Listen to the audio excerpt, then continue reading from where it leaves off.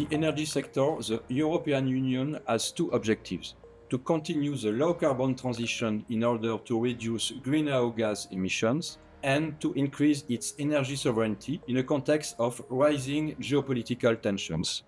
At first sight, these objectives are convergent, since lower dependence on hydrocarbon imports improves energy sovereignty. In detail, the situation is more complex. The European Union's track record in terms of transition is fairly positive. The share of renewable energies in the primary and electricity mixes has doubled since 2010. However, the improvement in energy sovereignty is more mixed. If we consider hydrocarbon and the value chain for clean tech, from critical materials to equipment such as solar panels, wind turbines, electric vehicles, and batteries, the European dependence on imports and the concentration of major suppliers can be very high. In this context, what are the prospects for convergence between transition and sovereignty?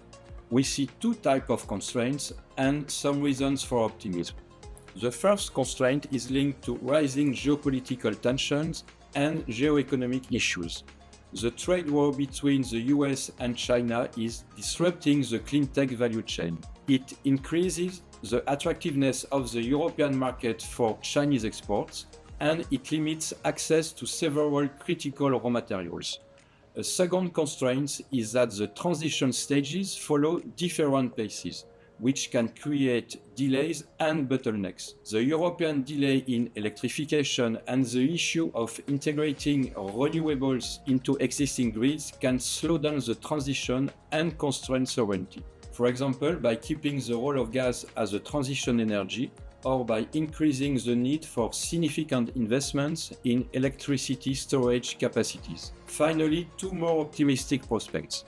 Firstly, the European Critical Raw Material Act should reduce European vulnerability by promoting diversification of supply thanks to international partnerships and by supporting investment in production and recycling of critical raw materials.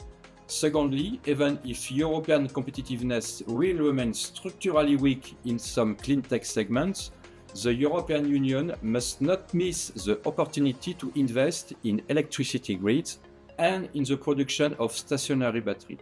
It will be a key factor in further progress of low-carbon transition and energy sovereignty.